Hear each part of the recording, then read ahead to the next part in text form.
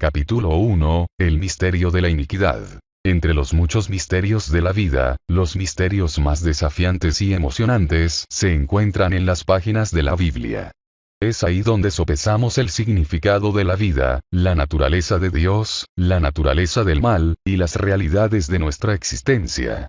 Pero muy pocos misterios han surcado el frente interrogatorio tan profundamente como el misterio de la iniquidad. Los misterios de Dios están enterrados bajo muchas capas de verdad. Para excavar hasta el fundamento, muchas capas de prejuicios necesitan ser desafiadas y expuestas.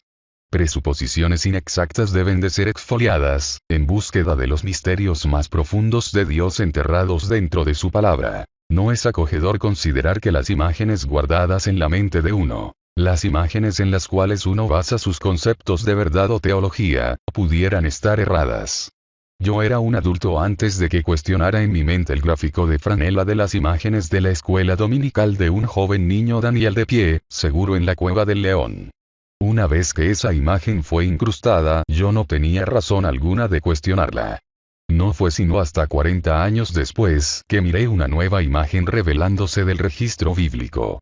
Una imagen de un Daniel más viejo, en sus 80s, que había sido un gobernante de Babilonia bajo Nabucodonosor, Belsasar, y ahora Darius. Niveles más profundos de entendimiento se abrieron, y el libro de Daniel emprendió una textura de la cual no hubiera podido relacionar anteriormente.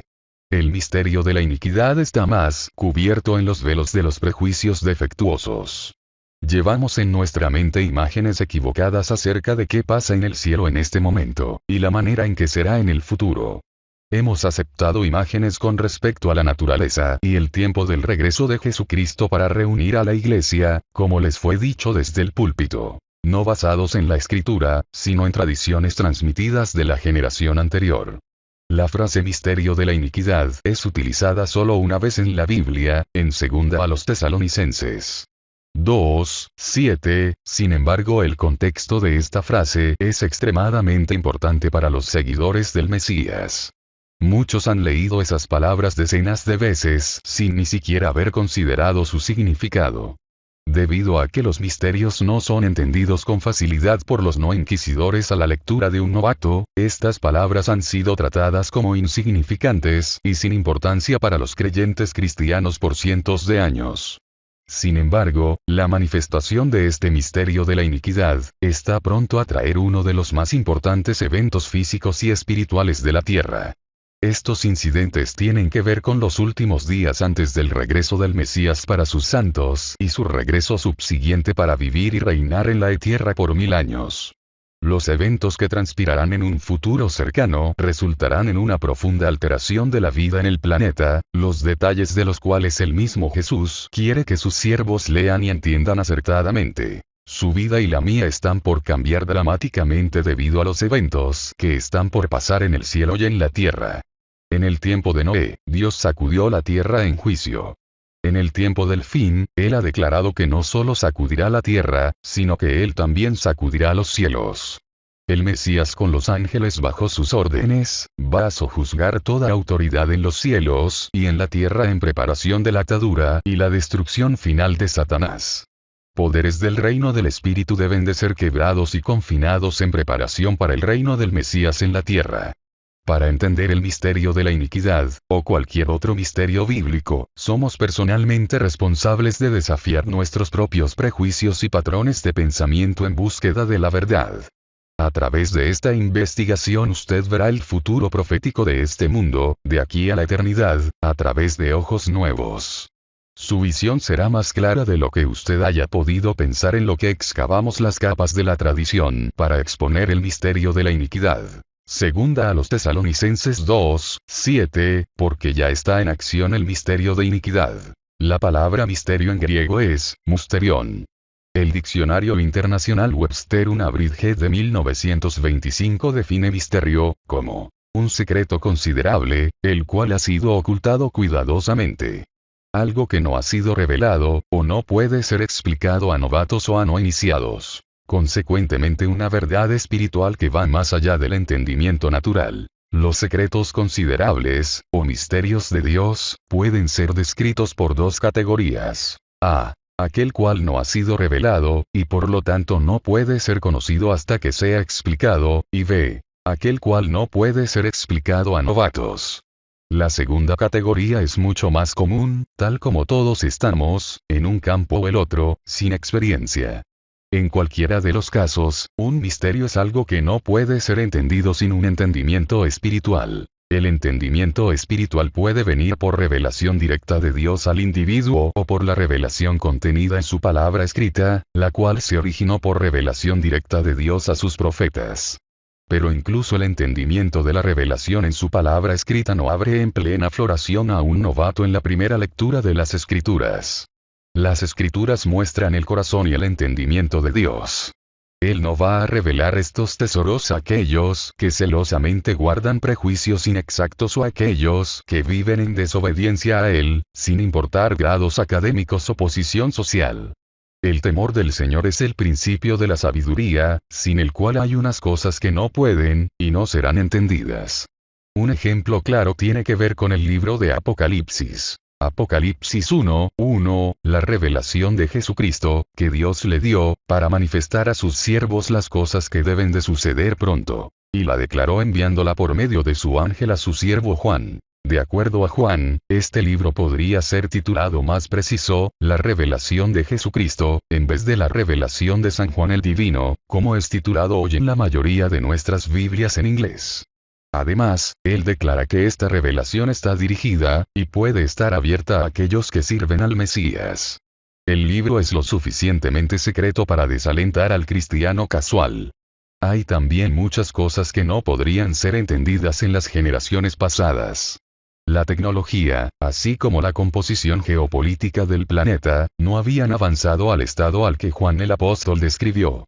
Fantasiosamente, monstruos especialmente creados fueron invocados en las mentes de los lectores del relato de Apocalipsis, porque la maquinaria de guerra descrita por Juan no existía hace 100 años. Estos monstruos son comunes, y fácilmente reconocidos hoy como accesorios militares. Las interpretaciones de teólogos respetados del siglo pasado, los cuales nunca vivirían para ver los tiempos en los cuales el libro de Apocalipsis se cumpliría, deberían ser reconsideradas muy cuidadosamente. Nunca fue necesario para el Señor aclarárselas a ellos, ya que no era el tiempo del cumplimiento. Ellos pudieron haber interpretado estas profecías solamente a la luz del mundo geopolítico y la realidad en la cual ellos vivieron, tal como lo hacemos al día de hoy. La tecnología del coche de caballo de una generación pasada no podía haber provisto el marco experimental para interpretar estas escrituras de la manera que ahora nosotros somos capaces de hacerlo. Está claro para nosotros que vivimos hoy que las generaciones pasadas de teólogos nunca verían el libro de Apocalipsis atado a diario a las noticias de primera página de la generación que está haciendo lo mejor para acoger al gobierno mundial, y al muy aclamado nuevo orden mundial. Es el Mesías quien reveló la revelación a Juan, para mostrársela a sus siervos. Y solo Él puede revelarla a nuestro entendimiento, si Él encuentra un corazón manso y obediente que lo escuche a Él por encima del estruendo de las miles de interpretaciones escolares. Muchos de nosotros hemos venido a ser tan buenos conocedores de las malas interpretaciones heredadas del pasado que no podemos ver la claridad y belleza de la cronología que se desenvuelve en sus páginas. El entendimiento deberá ser procurado en las rodillas de uno, y en la disciplina de la mente de uno a la verdad, en vez de adherirse a tradiciones acogedoras de pensamiento y actividad. Jesús el Mesías, el mismo revelador, debe de ser procurado, permitiendo a los trabajos interpretativos de los hombres palidecerse delante de él. Los misterios son revelados a la mente a través de la obra del Espíritu de Dios. Es la obra del Espíritu guiarnos personalmente hacia el interior de la verdad. Las provisiones del Señor son abundantes junto a la senda de la justicia. El Espíritu del Señor brillará dentro de su corazón, exponiendo pecado y errores, de manera que los ojos de su entendimiento espiritual puedan ser iluminados. El entendimiento espiritual viene con indagar, buscar, tocar, y obedecer agresivamente. El Señor desea revelar este misterio de la iniquidad a su entendimiento, pero la verdad debe de ser probada y sus propias tendencias analizadas y reconsideradas. No todo lo que pensamos de las Escrituras es verdad. Sola la palabra de Dios es verdad. Nadie puede obligarlo a reconsiderar las imágenes que usted retiene en su mente. Esa es solo su carga. Sin embargo, el Señor está deseando guiarlo a través del dolor de la duda y la incomodidad de la transformación. Créale a Él en vez de a su propio entendimiento. La palabra de Dios no se desmoronará si usted excava profundamente y reconsidera su interpretación de ciertas escrituras, pero pudiera ser que su punto de vista escatológico sí. ¿Está usted dispuesto a arriesgar su interpretación actual de una escritura particular poniendo su confianza en el único que ha prometido guiarlo hacia toda verdad? Le estoy pidiendo que mire la película dentro de estas páginas. Sé que hay muchas maneras de ver las escrituras proféticas, y muchos más estudiantes serios están claros de tener sus propias imágenes interpretativas plantadas firmemente en sus mentes. Por ahora, le estoy pidiendo que simplemente mire la película sin intentar defender su propia interpretación o la de alguien más en lo que usted va leyendo.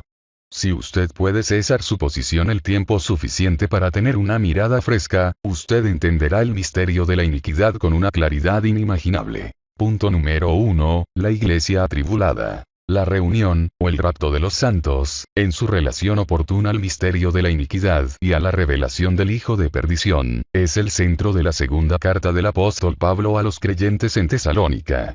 Es en esta carta que se nos da un vistazo al misterio de la iniquidad por primera vez. Consideraremos esa carta con detalle. Fue escrita para alentar a los creyentes a experimentar gran tribulación, pero permaneciendo fieles hasta la muerte. Pablo, Silvano, y Timoteo alabaron a sus hermanos y hermanas por su tolerancia al hacer frente a tal persecución. Su vivir sacrificial se mantuvo como un ejemplo para el cuerpo entero de creyentes. Luego, y a través de los siglos, su tolerancia al hacer frente a la persecución y a la muerte ha permanecido como una luz de aviso. Su ejemplo nos enseña que la realidad de la resurrección es un galardón mucho más certero que cualquier otra cosa que ganemos en esta vida. Al hombre se le ha permitido durante esta era arrepentirse y volverse a Dios para recibir perdón y misericordia, pero la era está pronta a terminar. La espada de la justicia de Dios y la indignación santa están por caer. El día de su ira se aproxima rápido. Cuando la trompeta final suene, los santos de Dios, vivos y muertos, serán reunidos, y la ira de Dios será vertida sobre aquellos quienes han afligido y asesinado a su pueblo. Pero no sucederá hasta que el pecado del hombre haya llegado a su clímax. La diferencia entre los seguidores justos de Dios y la maldad de este mundo será separada por la espada del juicio de Dios. El hombre no tendrá absolutamente una excusa. El rechazo del único Dios verdadero y la persecución de su pueblo serán pagados en medida exacta. El misterio de la iniquidad jugará un gran papel en su vida en los próximos años.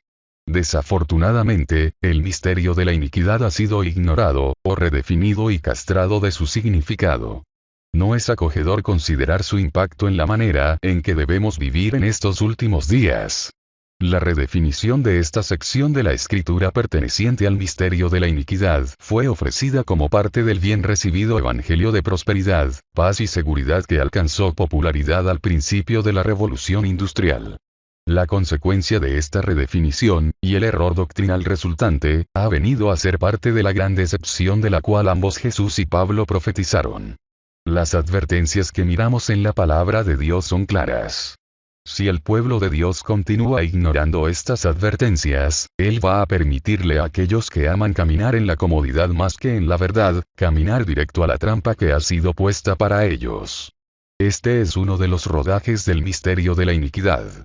Ellos creerán una mentira, y serán colgados por su propia indiferencia indolente. Segunda a los Tesalonicenses 2:7, porque ya está en acción el misterio de la iniquidad. Ya está en acción el misterio de la iniquidad, y ha estado en acción desde que Satanás tomó su apostasía contra Dios, y posteriormente el hombre. Una representación del misterio de la iniquidad son las ocultas obras de Satanás detrás de cámaras, el Dios de este siglo así como Pablo se refiere a él. Segunda a los Corintios 4:4, el Dios de este mundo, siglo, cegó el entendimiento de los incrédulos, para que no les resplandezca la luz del Evangelio de la gloria de Cristo, el cual es la imagen de Dios. El misterio de la iniquidad implica la autoridad legal de Satanás como Dios de este siglo. Si la mente de una persona está cegada por Satanás, él no es capaz de ver incluso las verdades obvias de la vida. Mucho menos así los conflictos de poder en el reino espiritual y los misterios profundos de Dios. Esta ceguera espiritual puede determinar por mucho la diferencia en la percepción mental de personas inteligentes tal como el fallecido Carl Sagan, un eminente filósofo de ciencia de la nueva era, quien declaró, el cosmos es todo lo que es, todo lo que fue, y todo lo que será. Este es un buen ejemplo de una mente cegada, produciendo un profundo punto de vista distorsionado de la realidad, de un caso contrario a una mente intelectual. Este hombre puede que tenga una verdadera pérdida de palabras cuando se levante delante del juicio del Dios Todopoderoso. Su filosofía del cosmos se la comerá, en el fin. La ceguera es muy sutil cuando uno considera los prejuicios propios y las presuposiciones de uno, las cuales filtran la verdad a favor de la evidencia que confirma el sistema de creencia de comodidad de uno. Nunca debemos de parar de cuestionar y buscar la verdad.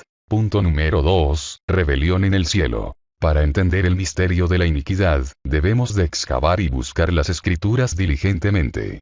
Debemos de darnos cuenta de que el Dios de este siglo desea enceguecer nuestros ojos a lo que Él desea alcanzar, de manera que caigamos en la trampa de su visión mundial y permanezcamos ineficaces. Para nuestra búsqueda en descubrir el misterio de la iniquidad, sería muy útil tener un dominio de las siguientes definiciones. Ellas serán esenciales para nuestro entendimiento. Por favor, tome un momento para estudiar y comprender estos términos legales importantes, como los define el Diccionario Internacional Webster en la edición de 1925. El misterio, los secretos escondidos que no pueden ser revelados a novatos, que estamos explorando, es el de iniquidad. Iniquidad, se define como la desviación de lo cual es justo y recto. Un documento legal de injusticia, o un acto maléfico. La palabra griega para iniquidad es, anomía, también traducida como anarquía. Anarquía, se define como la condición de estar sino en oposición a la ley.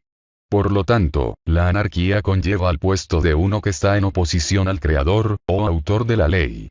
Un acto de rebelión pública, y de renuncia al único a quien uno le debe lealtad. Rebelión, es una resistencia pública, armada y organizada hacia la autoridad. Una revuelta organizada de asuntos para derribar a su gobernante legítimo. Sedición, por otra parte, es conducta o discurso el cual está en oposición a la autoridad legítima, pero carece de un acto público que constituiría traición o rebelión. Satanás actuó en rebelión pública contra el único a quien él le debía lealtad. Satanás lideró una revuelta de ángeles, quienes buscaron derribar a su gobernante legítimo, Dios. Vemos que Satanás fue capaz de arrastrar una tercera parte de los anfitriones celestiales en su rebelión original contra Dios, como está descrito en Apocalipsis. Apocalipsis 12:4, y el dragón, la de Satanás, cola arrastraba la tercera parte de las estrellas del cielo, y las arrojó sobre la tierra. ¿Por qué Dios no aplastó a Satanás como un insecto cuando se rebeló contra él? ¿Por qué, si Dios es amor y justicia, permitió que Satanás entrara en los asuntos del hombre y corrompiera la creación? ¿Por qué? Porque Dios es amor, Dios es santo, y Dios es absolutamente justo. Dios no va a actuar de una manera maléfica, injusta o ilegítima para sojuzgar a Satanás. A Satanás le fue dado gran poder y autoridad en el principio, y esa autoridad solamente puede ser despojada de una manera legal por uno que tiene el derecho de hacerlo así. A través de su obediencia a Dios, Jesús ha prevalecido, recibiendo la autoridad para despojar a Satanás de su dominio delegado. Apocalipsis 5, vencerlo en el cielo. Apocalipsis 12, sojuzgarlo en su gobernar de los reinos de esta tierra. Apocalipsis 19, 20, y finalmente destruir al desobediente, anárquico en el lago de fuego. Apocalipsis 20. Punto número 3, el título de propiedad. Satanás está ahora aferrándose a su autoridad en los cielos, la cual le permite acceso ante el trono de Dios, donde ahora él se coloca a sí mismo como el acusador de los hermanos. Los propósitos y la metodología de Satanás están expuestos en Apocalipsis 12, verso 10, y el libro de Job 1, 6 y 2, 7, donde él es descrito en ambos escenarios como el acusador ante el trono, y el que roba, mata, y destruye. Juan 10, 10. Además de la posición de Satanás como el acusador ante el trono de Dios, por sus artimañas engañosas, él también recibió el dominio de este mundo de la mano de Adán. Adán recibió originalmente de Dios dominio completo y autoridad sobre la creación entera en la tierra, Génesis 1, 26. Él también tenía dominio sobre Satanás, pero fue sobornado en un trato con Satanás después de que Eva fue seducida al pecado. Ahora Satanás posee legalmente el título de propiedad de este mundo, un título y una autoridad que le fue entregada por el receptor original, Adán. Esta misma autoridad fue ofrecida a Jesús por Satanás, por el pequeño precio de adoración. Lucas 4, 5, 7, y le llevó el diablo a un alto monte, y le mostró en un momento todos los reinos de la tierra. Y le dijo el diablo: a ti te daré toda esta potestad, y la gloria de ellos. Porque a mí me ha sido entregada, y a quien quiero la doy. Si tu postrado me adorares, todos serán tuyos. Jesús no disputó la declaración de Satanás de que este mundo fue entregado a su autoridad. Jesús ni siquiera desafió su jurisdicción, pero rechazó rotundamente la oferta de Satanás, eligiendo obediencia a Dios y el plan para su sangre de ser vertida como la expiación para el pecado.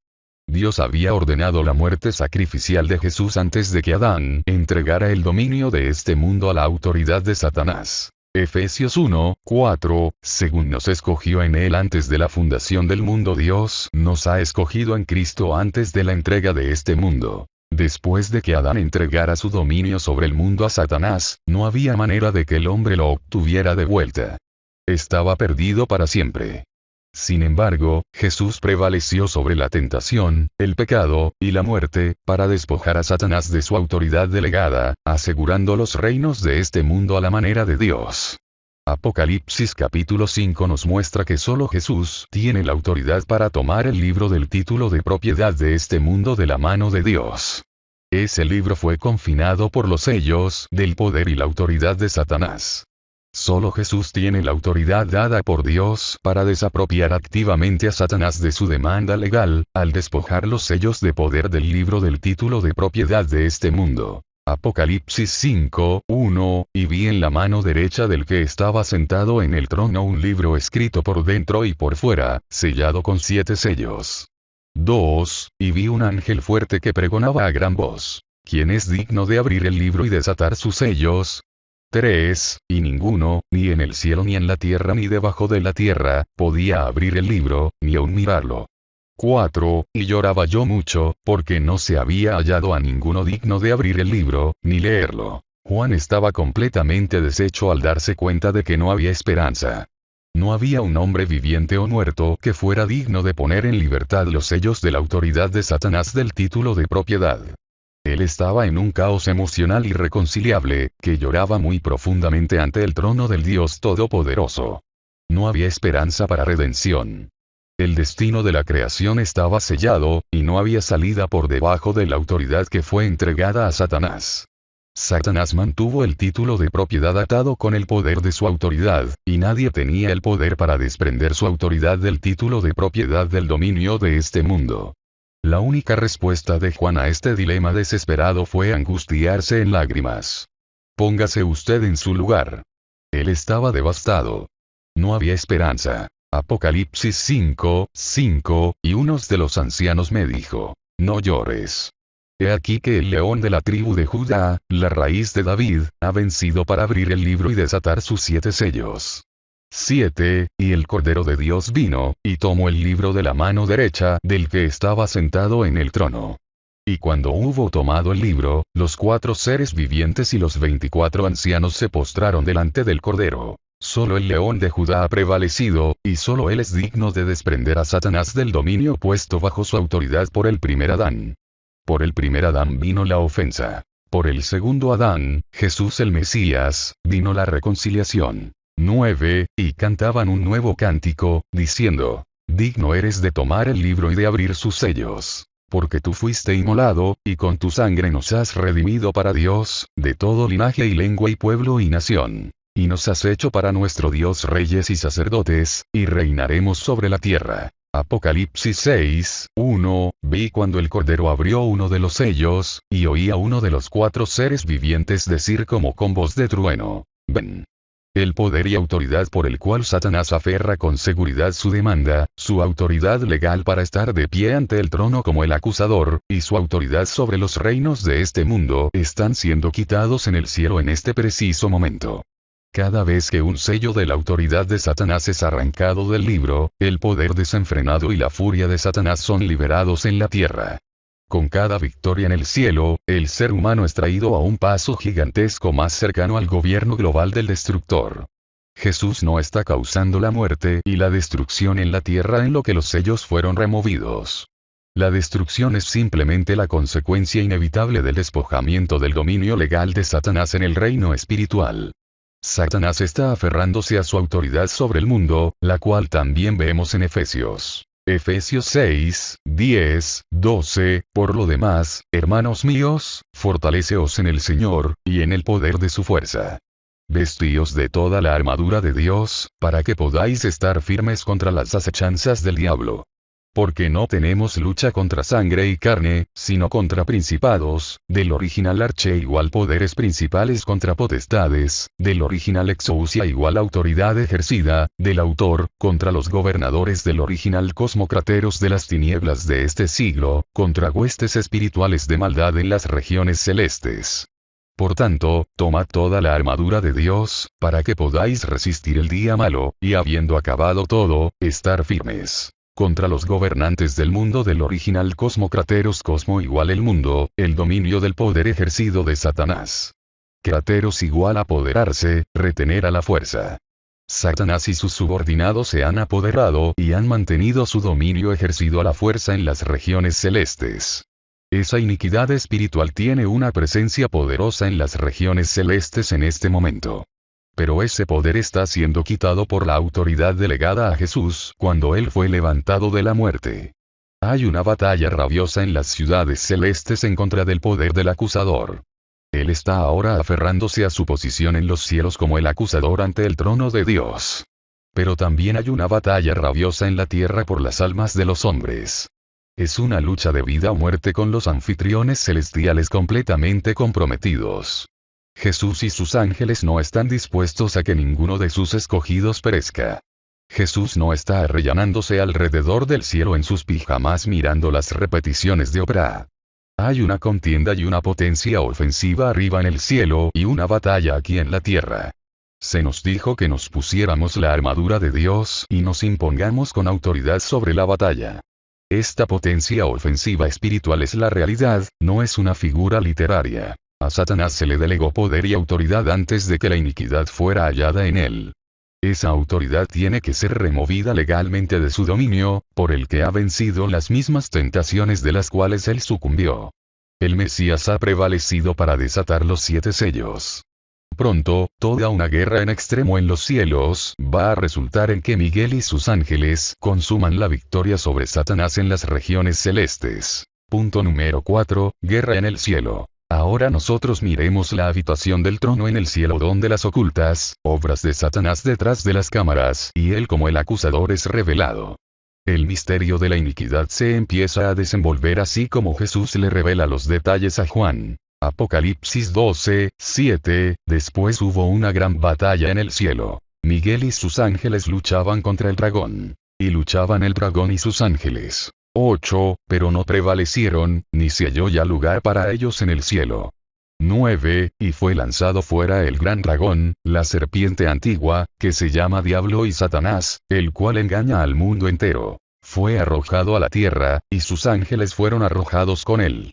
10, entonces oí una gran voz en el cielo, que decía: Ahora ha venido la salvación, el poder, y el reino de nuestro Dios, y la autoridad de su Cristo. Porque ha sido lanzado fuera el acusador de nuestros hermanos, el que los acusaba delante de nuestro Dios día y noche. Los versos 6 y 14 en este capítulo, precisan la guerra en el cielo que ocurre 3,5 años antes de Armagedón. La guerra descrita no es la rebelión original de Satanás, sino que un evento futuro en el cual los cielos serán sacudidos y los poderes del mal serán derrotados en el cielo. Cuando Jesús habló de los cielos siendo removidos y las estrellas del cielo siendo arrojadas a la tierra, él se estaba refiriendo a este cataclismo futuro. La victoria del león de Judá será completada primero en el cielo, luego en la tierra 3,5 años después, en lo que el Mesías Jesús establece su reino. Él va a encarcelar a Satanás al arrojarlo dentro del foso sin fondo por 1000 años. Con respecto a esta guerra en el cielo, Miguel y sus ángeles prevalecerán sobre Satanás y sus ángeles. Su victoria terminará su apostasía en el cielo y despojará a Satanás de su autoridad de estar de pie en el centro de la habitación del trono de Dios, donde él ahora acusa a los hermanos de día y de noche. Él no renunciará a su posición voluntariamente, sino que se aferrará a su posición hasta que sea conquistado y arrojado a la tierra. Esta victoria en el cielo ocurrirá precisamente 3,5 años antes de que el Mesías regrese del cielo con los santos resucitados, para conquistar y reinar en la batalla de Armagedón. A esta mitad de los 7 años finales del evento, Satanás, quien ha tomado su apostasía contra Dios en los cielos, luego tomará su posición en la tierra, oponiéndose a Dios y a su pueblo. El libro de Daniel da una vívida descripción del gobernante y del gobierno mundial bajo su control, referido en este punto como el nuevo orden mundial. Ese gobierno cargará control absoluto sobre todo el planeta antes de que el Mesías venga a gobernar la tierra. De acuerdo a los profetas Daniel y Pablo, la expulsión de Satanás ocurre al mismo tiempo en que la desolación desoladora toma lugar. El destructor es revelado en lo que él toma su posición en el monte del templo. Esto se refiere al tiempo de Satanás, y él controlará el gobierno mundial y el hombre que se sienta en la cima del mismo. El hombre de pecado, segunda a los Tesalonicenses 2:3, el hijo de perdición, segunda a los Tesalonicenses 2:3, el inicuo, segunda a los Tesalonicenses 2:8, el príncipe que ha de venir, Daniel 9:27, el rey, Dan 11:36, la boca del cuerno pequeño, Dan 7:8, la boca que hablaba grandes cosas y blasfemias, At 13:5, el quien sobre todo se engrandecerá, Dan 11:37, 2ts.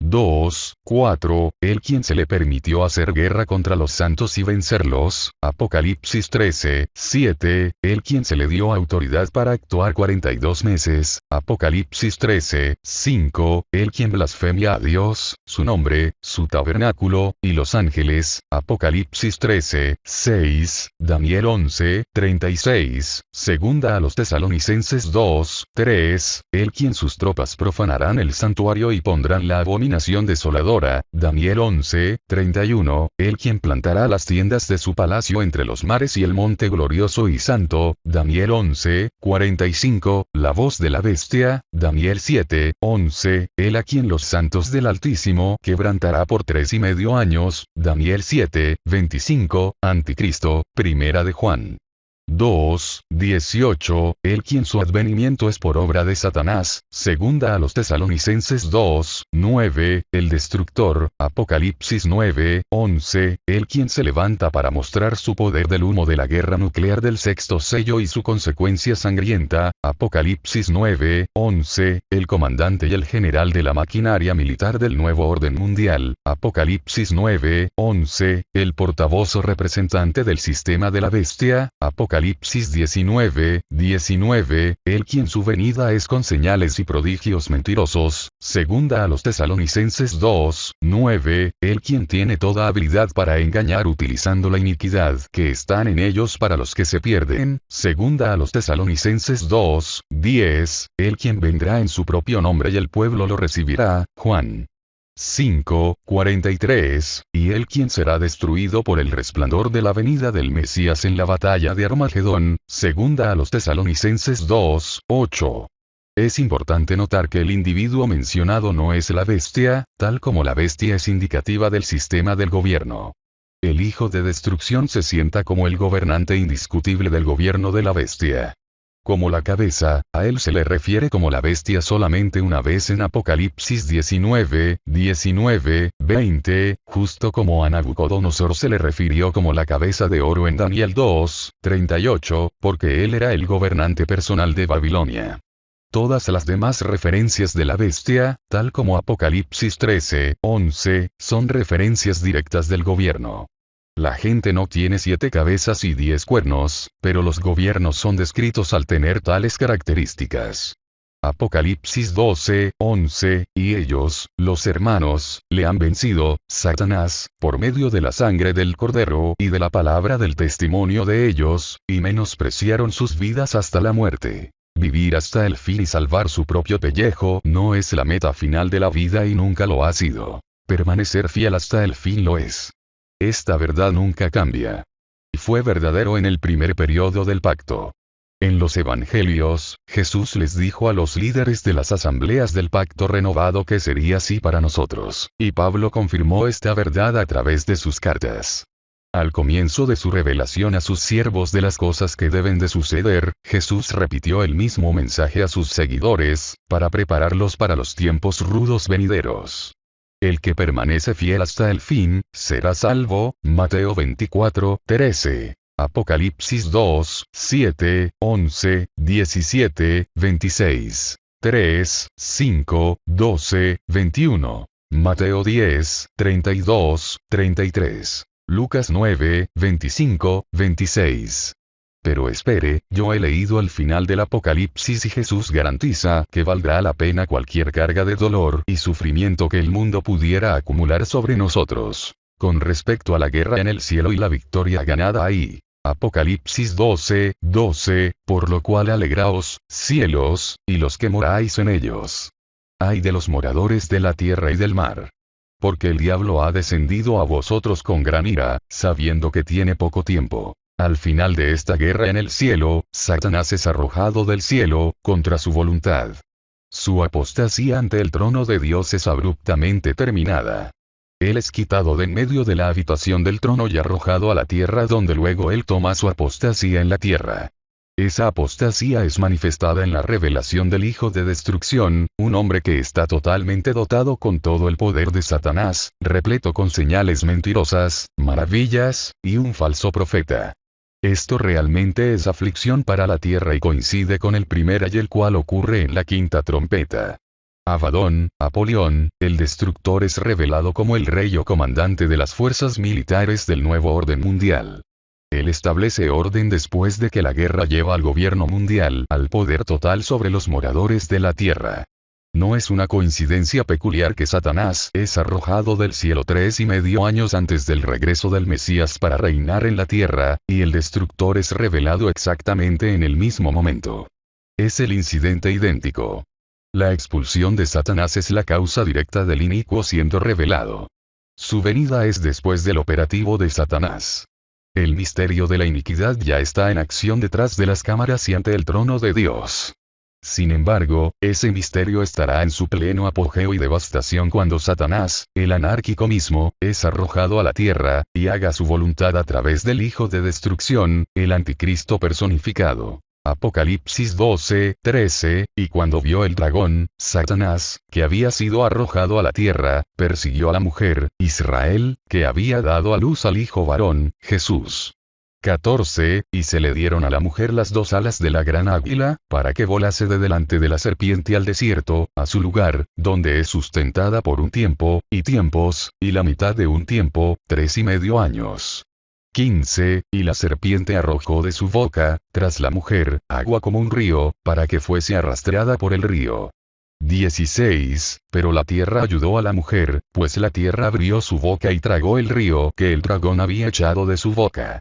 17, entonces el dragón se llenó de ira contra la mujer, y se fue a hacer guerra contra el resto de la descendencia de ella, los que guardan los mandamientos de Dios y tienen el testimonio de Jesucristo. El destructor es frustrado en su intento de destruir al pueblo de Israel.